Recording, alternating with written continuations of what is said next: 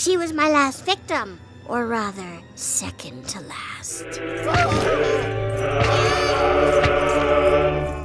In today's video, we're going to explore the episode Treehouse of Horror 34, which is the 5th of the 35th season of the beloved animated series, The Simpsons.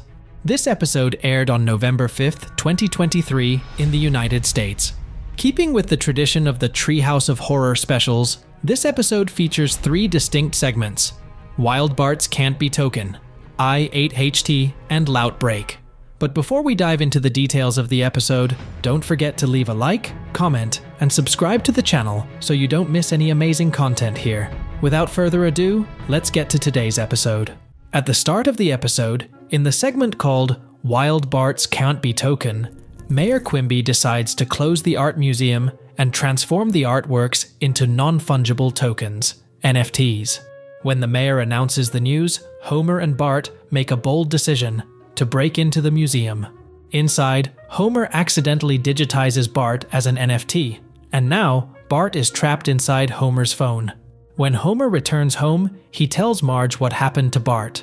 Initially, Marge is desperate, but she soon calms down when she discovers Bart's value in the app. Still, she insists they need to find a way to bring Bart back. At this moment, a hooded group appears at their house, explaining that they will need to access the blockchain to rescue Bart.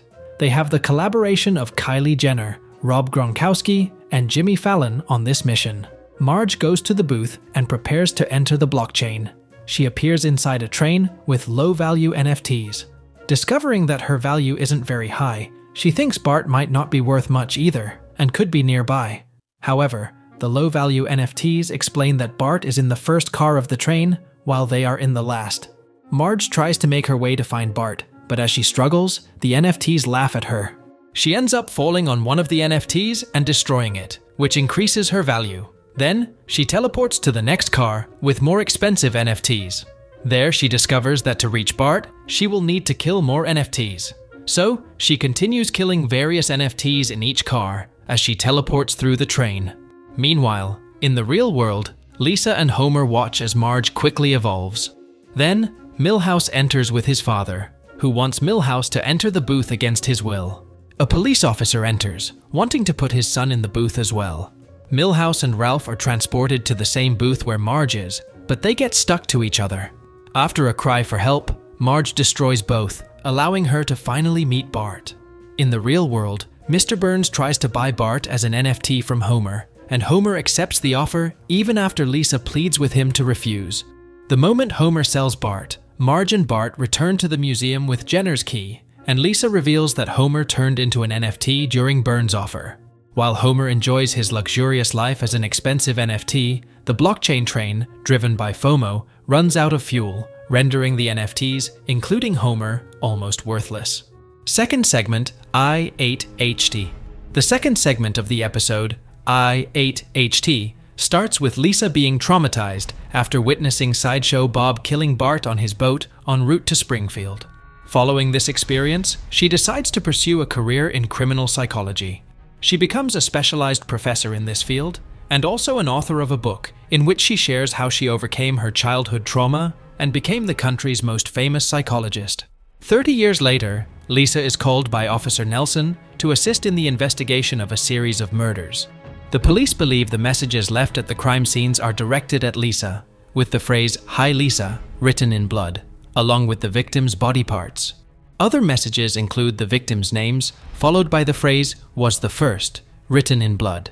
Upon analyzing the crime scene, Lisa provides various characteristics about what the killer might be like, and the steps he would have followed. When she reveals that the killer wouldn't stop there, another officer enters to inform that they found a new victim. Arriving at the site, they discover a message with the victim's name and the phrase "was first." This pattern repeats with a few more victims, leading Lisa to seek help from Sideshow Bob to track down the serial killer. Sideshow Bob begins to analyze photos and sarcastically responds to Lisa's questions about the victims and crime scenes. However, she gets irritated with his manner of speaking and decides to leave. As she leaves the room, Sideshow Bob writes a poem about Bart's death, infuriating Lisa even more, and she returns to tell him that he will die in that prison. Lisa is at Sherry's funeral, and Officer Nelson questions her twin sister if she knew anyone who wanted to harm her sister, but she denies it. Lisa starts connecting the dots to discover the killer's hideout. They go to the location, which is filled with meat hooks everywhere, and Nelson asks Lisa to wait while he checks the place alone. A hook ends up hitting Nelson in the mouth, resulting in his death. Lisa follows him and finds him trapped by several hooks. Upon entering a door, she discovers that it is the killer's hideout, and surprisingly, it looks a lot like her old room. She decides to check the cameras and realizes that she is the murderer and ends up being arrested. She shares a cell with Bob and explains to him how she got there. It's revealed that she had help from her younger sister, and Bob discovers that Lisa has a split personality. After she confirms the theory, she says that he will be her last victim and kills him there with a knife. Third segment, Loutbreak. The third segment of the episode, titled Loutbreak, begins with Homer eating a donut in a restricted area. After being warned, one of the donuts escapes from the box and travels to various places, with Homer running after it to retrieve it. However, the donut becomes contaminated, but Homer eats it anyway. During the night, Homer doesn't feel well, but the next day, he gets up and goes to get his newspaper. Upon meeting his neighbor and having a brief conversation, Homer burps in his face, transmitting the virus inside him to the neighbor.